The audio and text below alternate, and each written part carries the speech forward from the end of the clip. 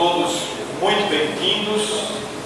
É um prazer que nós começamos nossa conferência de aniversário, 67 anos desta igreja. A igreja que é fruto exclusivamente da graça de Deus. Deus foi misericordioso conosco e colocou neste lugar, esta igreja, que tem sido veículo e também receptáculo da sua graça e misericórdia. Em Malaquias 3:7, Deus fala que o povo se afastou dele, deixou ele, mas se o povo voltar para ele, ele diz que Deus diz: vós sereis o meu povo. Então, basicamente a mensagem desse cântico e você chamando a Deus para lhe transformar, lhe quebrantar, pedindo que Deus refaça. E a gente sempre tem que pedir a Deus que Ele esteja nos refazendo.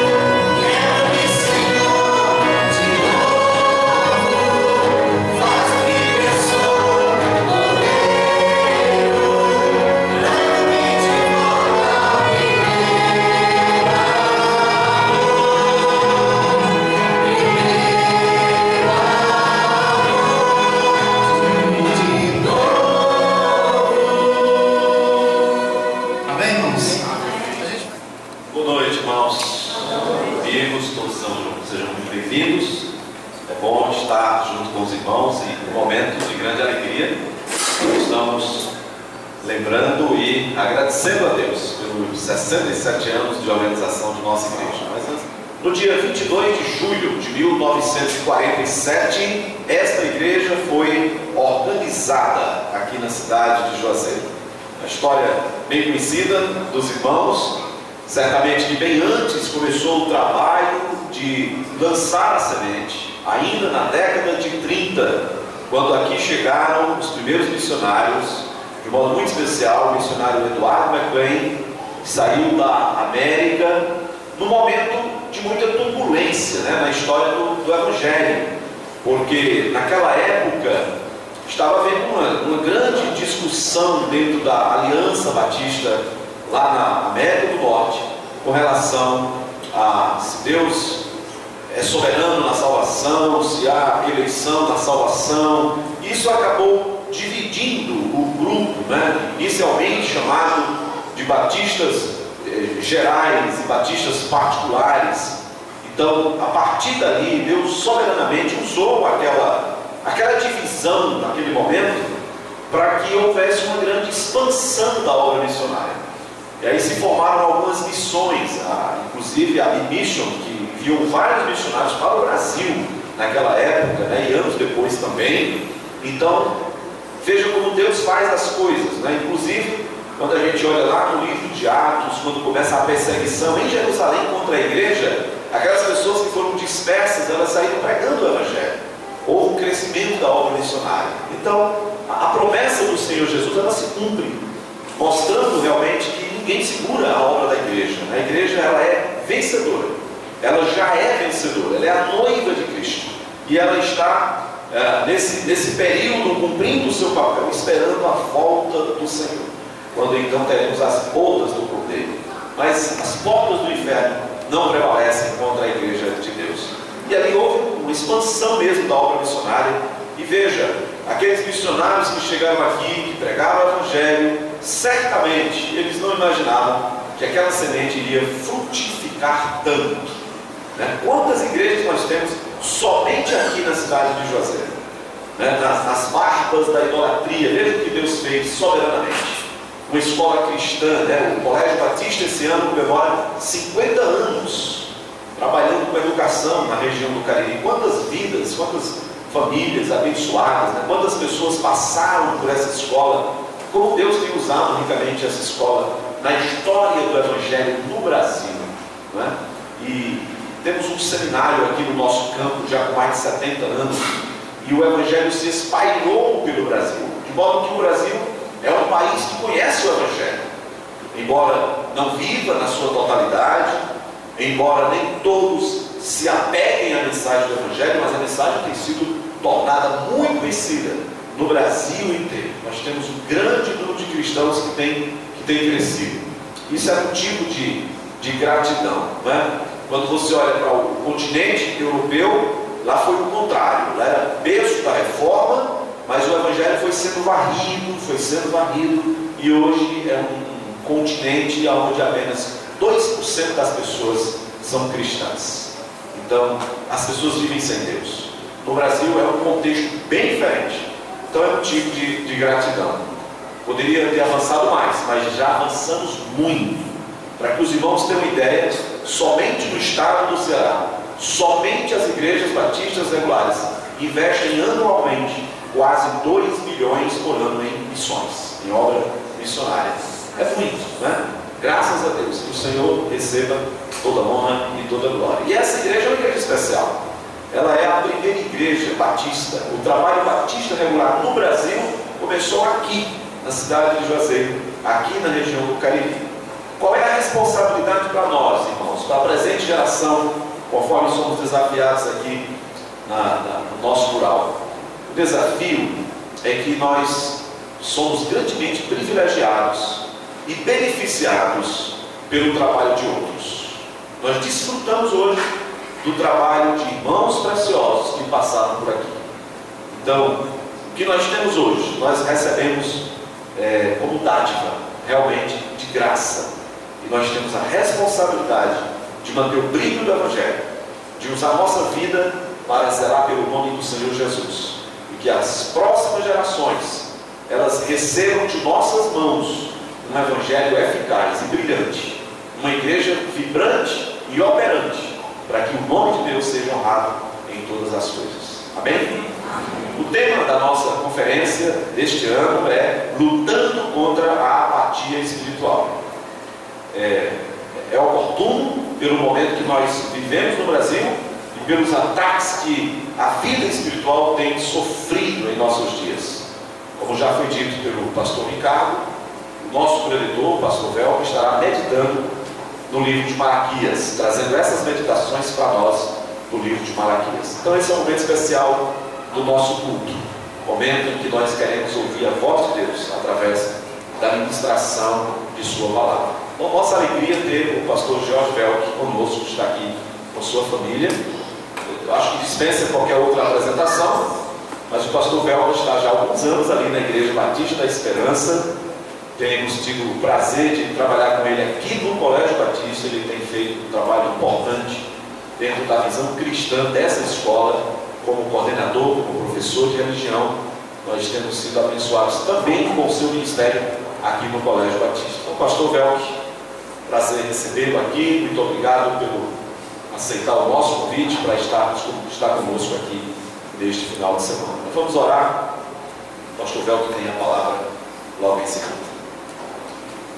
Querido Pai, nós agradecemos de todo o nosso coração, mesmo tempo em que nós podemos lembrar um pouquinho do que já tem sido feito pelo Senhor mesmo.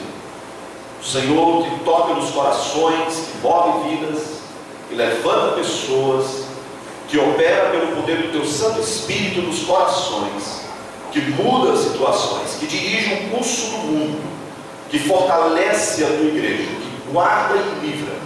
O Senhor é honrado entre o Teu povo. Nós agradecemos, ó Pai, por tudo o que essa igreja representa em nossas vidas e em nosso país. Que esse seja um momento de desafios, um momento que o Senhor Pai use para o fortalecimento de nossa fé, a lembrança da nossa responsabilidade, e que o Senhor nos ajude. Somos dependentes de Ti, a honrar o Teu nome, a honrar o Evangelho e a cumprir com fidelidade a missão que fora confiada a nós. Pedimos, Pai, que fale o nosso coração através da Tua palavra. Abençoe Teu servo, pastor Velk, dirija sua vida, seu ministério, sua família, e use como instrumento do Senhor, hoje e amanhã, para a glória do Teu santo nome. Em Cristo Jesus nós agradecemos e pedimos. Amém. Amém.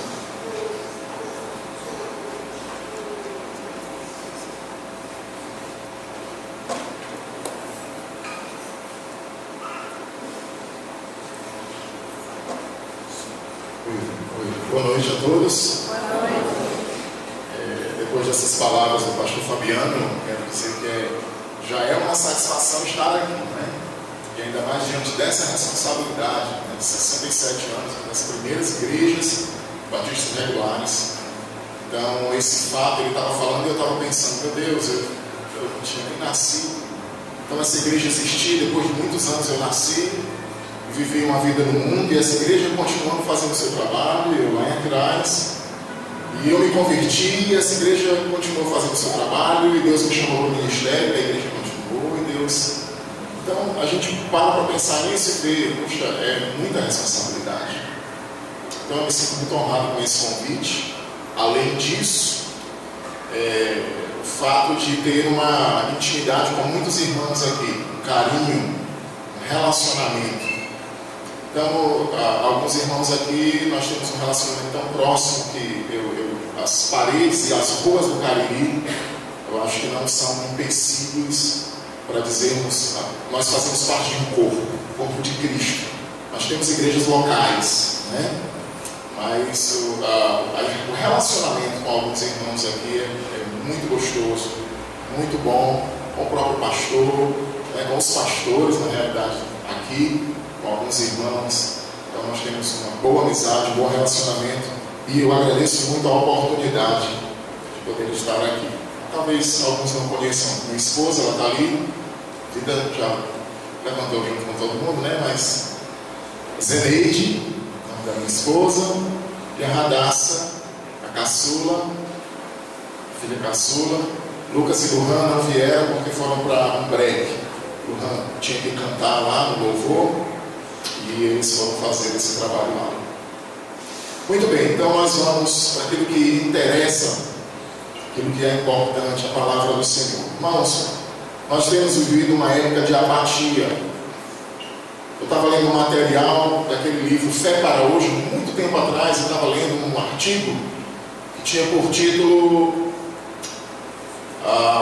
Um Espírito Católico dos Cristãos Evangélicos. E ele vai abordar algumas coisas que a gente acaba trazendo. A verdade é que nós estamos vivendo hoje uma frieza.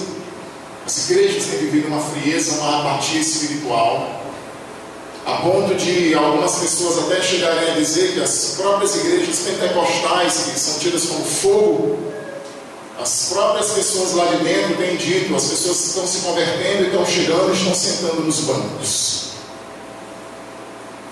E nós não temos vivido o poder do Evangelho, o poder na vida das pessoas, o poder na vida dos pastores, o poder na vida dos crentes, a atuação de Deus na vida das igrejas. E isso é muito preocupante, isso é bíblico, é profético. O Senhor Jesus Cristo falou sobre isso. Só que Ele falou com o propósito de levar a sua igreja a não passar por aquilo. O apóstolo Paulo disse que nos últimos dias muitos apostatariam da fé, 1 Timóteo 4:1. Abandonar a fé, desviar-se da fé intencionalmente, com consciência. O Senhor Jesus Cristo em Mateus 24, versículo 12: por se multiplicar a iniquidade, o amor de quase todos esfriará. Então nós temos vivido esse período de apatia, e o que eu acho mais incrível na Bíblia é exatamente o fato dos livros da Bíblia serem contemporâneos. Quando eu estou pregando para uma pessoa ou alguém chega a dizer: eu não gosto da Bíblia porque a Bíblia é um livro arcaico, antiquado, retrógrado. E eu digo: realmente você nem conhece a Bíblia porque está dizendo coisas desse tipo com a palavra de Deus, porque a Bíblia é muito atual.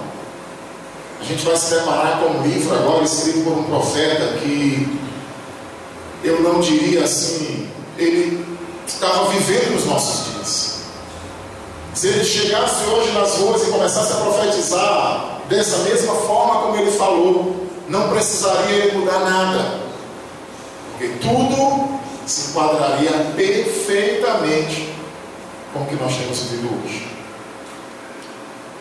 Para a gente entender onde fica isso aqui, eu gosto sempre de deixar a gente bem, principalmente para os novos convertidos, aqueles que estão começando, né, para entender qual é a sequência. Então, só para deixar a gente um pouquinho situado. Então, nós temos 4.000 anos aproximadamente antes de Cristo, a criação. Nós temos ali Adão, 7 anos, Cainã, Malaleel. Depois nós temos a queda da humanidade, pouco tempo depois ali. Pode passar, fez. Então nós temos o dilúvio, aproximadamente 2.300 anos antes de Cristo. Aí você tem aquela outra sequência de Sem, Afaxade, Salá, Eber, Peleg, pode ficar. Então você vem com a Torre de Babel. Posteriormente vem Abraão, 2.000 anos antes de Cristo. História de Abraão. Então vem Abraão, Isaac, Jacó, vem Rubem, Simeão, Levi, Judá, Issacar, Zebulon. E aí nós temos então a aparição de Moisés na história, 1500 aproximadamente, arredondando, para ficar mais fácil. Moisés, Josué e os juízes, né? Otiniel, Ehud, Sangar, Sansão. O período dos juízes então se encaixa aí. Pode explicar? Então nós temos o início do período do reinado de Israel. Então nós temos lá Davi, ainda o reino unido. Nós temos os reis e os profetas, né? Então nós temos ali Salomão, ficou pequenininho, né, a imagem, mas dá pelo menos para você ter uma ideia. Então nós temos o reino unido ainda com Salomão, e aí houve uma divisão. Israel se dividiu, o reino do norte e o reino do sul. O reino do norte amarelo, o reino do sul aí nessa cor mais próximo do alaranjado. E nós temos os profetas lá, foram contemporâneos. Não foi um período, juízes, depois vieram os reis, depois vieram os profetas. Não, reis e profetas foram contemporâneos. Os profetas vinham trazer a mensagem de Deus para os reis, para o povo da época que estava separado, afastado de Deus, principalmente no Reino do Norte. Pode explicar? Novamente. Então nós temos aí o período, pode explicar. Então nós temos aí em 720, 722, o Reino do Norte foi levado cativo, Samaria, e depois em 605 o Reino do Sul, 587.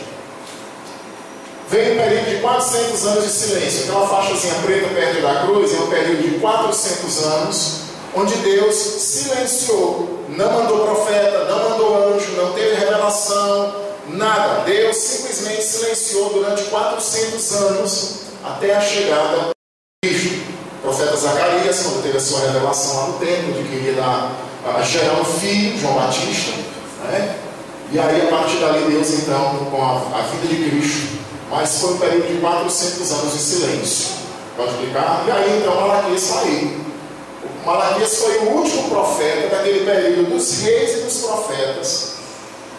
E ele encerrou o Antigo Testamento, lá finalzinho, antes lá da parte preta, dos 400 anos de silêncio. Foi o último homem então que trouxe essa profecia para o povo de Deus. E aí o Malaquias se encaixa. Pode desligar então, Deus.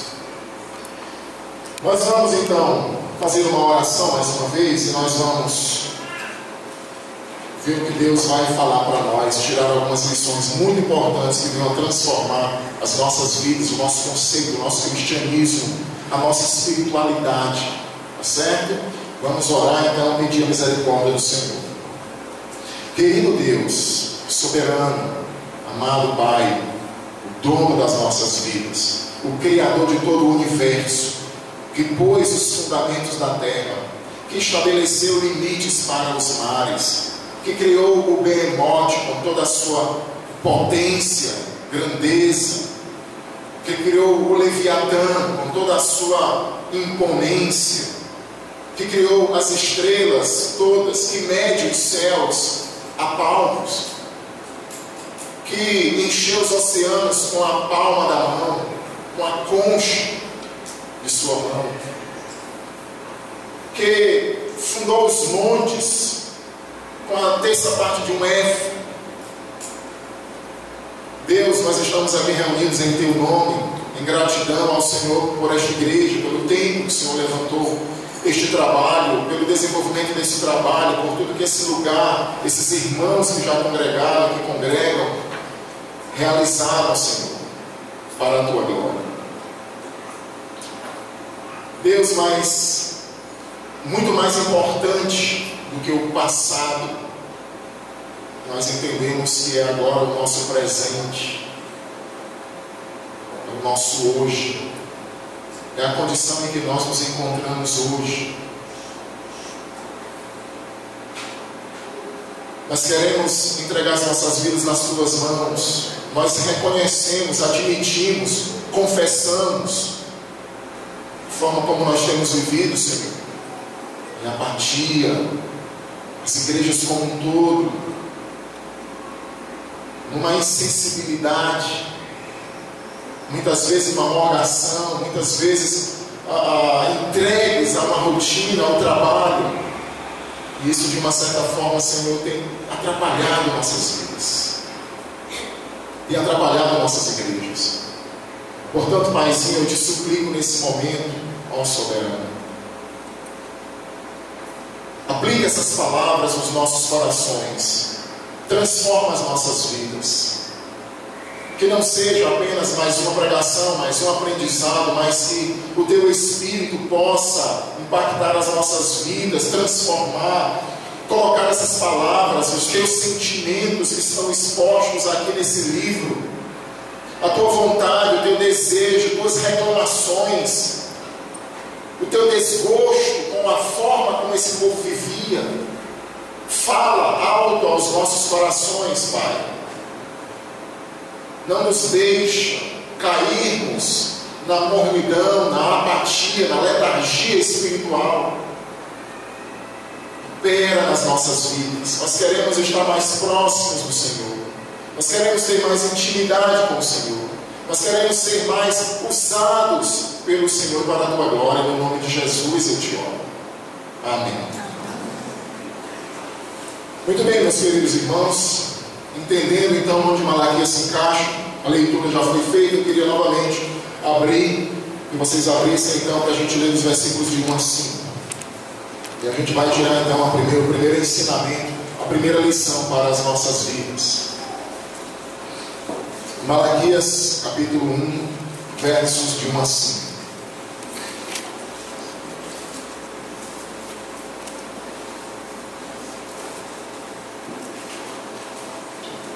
Qual era o contexto?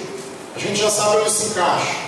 Para a gente entender bem o livro, a gente precisa entender qual era a situação que aquele povo estava vivendo. Nossa, vai, José Alves, você vai mexer com essa câmera aí, vamos gravar só a voz. Esse povo, eles estavam vivendo uma situação de disciplina de Deus.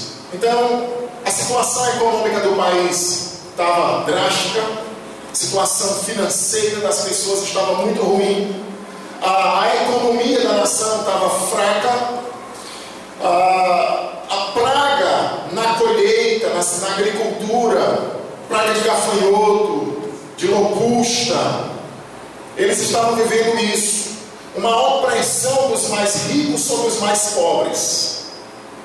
Israel estava vivendo essa condição. Eles olhavam para os outros países ao redor e via prosperidade neles. Prosperidade. É até um dos assuntos que a gente vai tratar amanhã. Por que é que os ímpios prosperam e os crentes muitas vezes sofrem, passam dificuldades, muitas vezes não chegam a tão longe quanto muitos ímpios? Então era essa a situação, mas só que tudo isso era disciplina de Deus. E essa disciplina de Deus levava então uma série de questionamentos. Como eles diziam, Deus não ama a gente não. Então eles pegavam os dízimos, já que a situação do país estava difícil, eles pegavam o dízimo e gastavam aquilo, ficava com ele. As ofertas, eles não entregavam, ficavam com elas.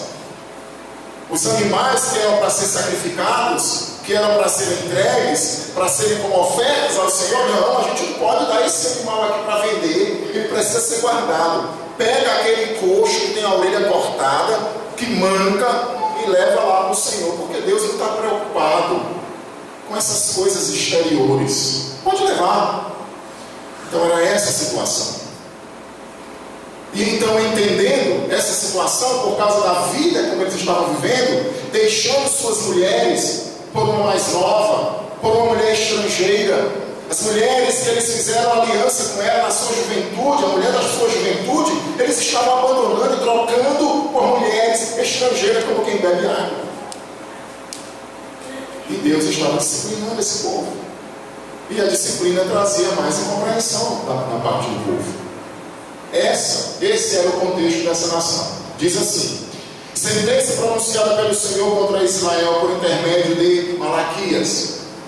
Eu vos tenho amado. Olha a afirmativa de Deus. Eu tenho amado vocês, diz o Senhor. Mas vocês dizem: em que nos tem amado?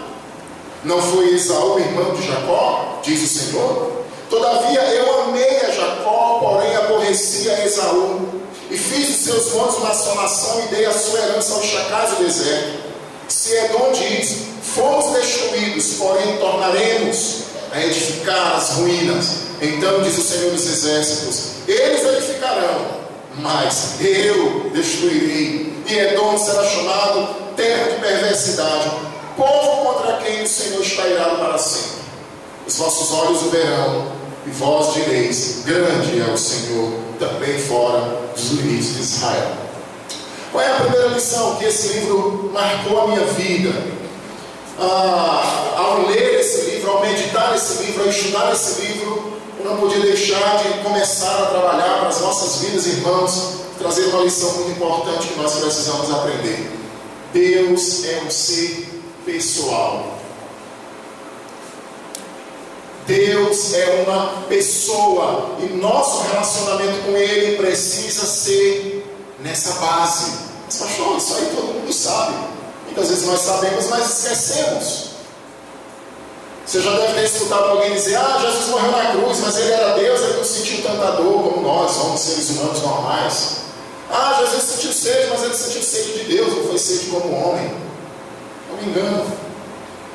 Quando nós lemos o livro de Malaquias, nós vamos perceber um Deus sensível. Nós vamos perceber um Deus que é uma pessoa.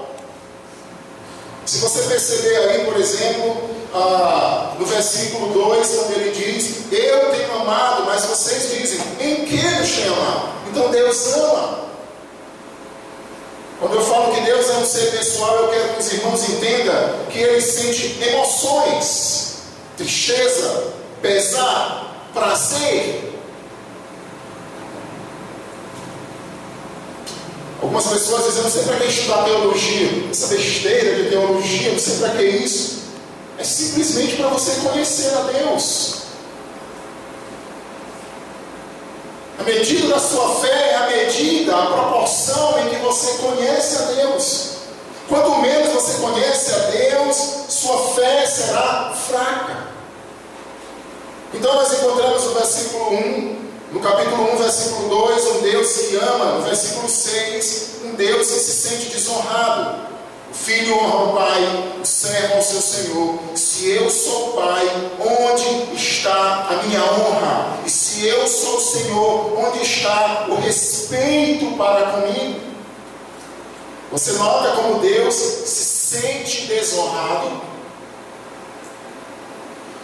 No versículo 10 diz: tomara houvesse entre vós alguém que feche as portas para que não se acendesse este balde de fogo no meu altar. Eu não tenho prazer em vós. É duro, não é não?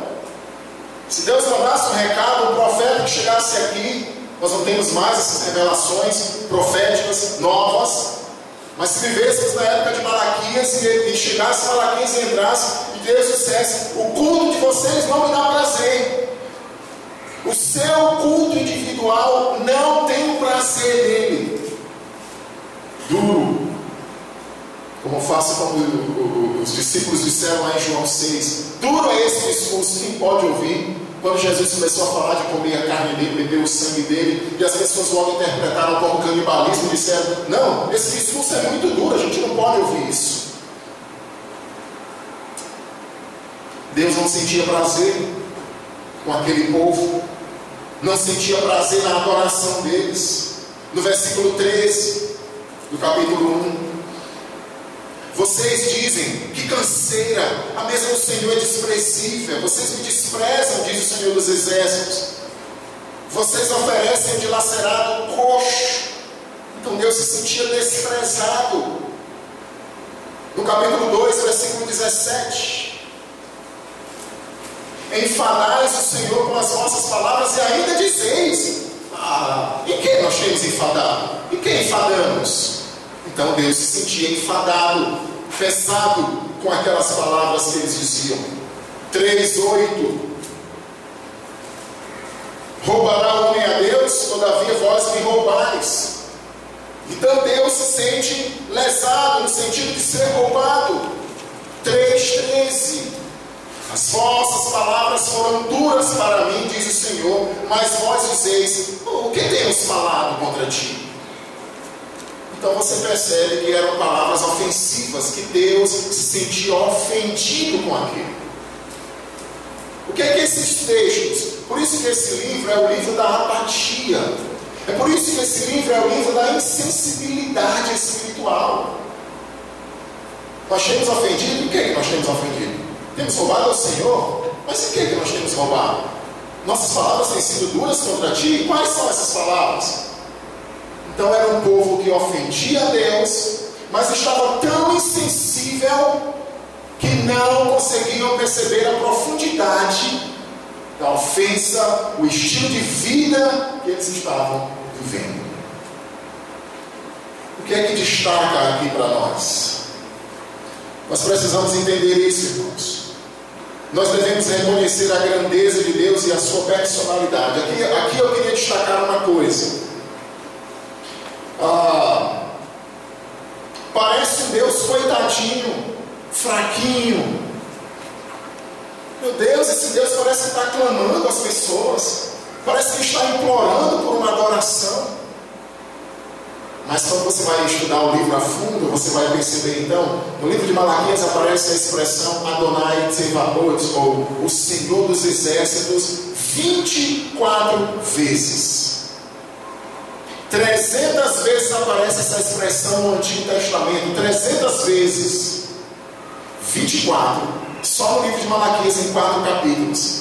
Então, essa expressão, o Deus dos exércitos, o Senhor da batalha, já identifica que Deus não é um coitadinho que está mendigando adoração, que está mendigando respeito. Pelo contrário, Ele não destrói esse povo porque Ele não quer, Ele não consome esse povo porque Ele não quer, Ele não mata esse povo porque Ele é fiel à sua aliança. Mas Deus se identifica para o povo como o Senhor de batalha, o Senhor dos exércitos. Então nós precisamos entender a partir daqui, irmãos, que Deus é um ser pessoal.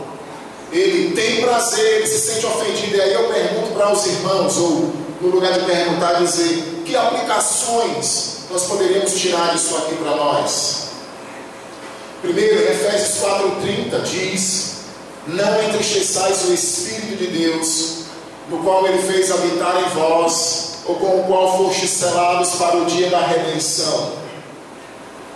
Em Tiago capítulo 4, Tiago ele vai dizer para os irmãos: de onde procedem as guerras e contendas no meio de vocês? Não vem disto? Dos prazeres que nos vossos membros guerreiam? Vocês combatem, invejam, matam uns aos outros e nada conseguem ter. E não têm porque não pedem. Pedem e não recebem porque não podem, porque pedem para gastar os nossos próprios prazeres. Adúlteros e adúlteras, algumas versões trazem a palavra infiéis. Será que vocês não sabem que a amizade do mundo é inimigo de Deus? Qualquer que quiser se fazer amigo do mundo constitui-se inimigo de Deus. Será que vocês não sabem que o Espírito que Ele fez habitar em vocês tem intensos ciúmes? Portanto, Deus resiste ao soberbo, mas dá graça aos humildes. Então Tiago está mostrando nessa passagem que o Espírito tem ciúmes de nós, e Paulo mostra que a gente pode entristecer o Espírito. Então isso deve marcar profundamente as nossas vidas, saber que nós estamos lidando com um Deus pessoal, que tem sentimentos. Você lembra aquela voz que veio do céu quando Jesus estava sendo batizado e disse: este é meu filho amado, em quem me comprazo, em quem eu tenho prazer. Com certeza vocês devem saber que Deus não pode amar mais você do que Ele ama. É impossível Deus amar mais a você ou a mim do que o que Ele já ama. Não tem como, é impossível isso. Ele já deu a maior demonstração de amor que poderia ser dado: seu filho. Porém, o prazer que Deus sente conosco, esse sim pode variar. Deus pode ter prazer conosco, Deus pode sentir um pesar conosco.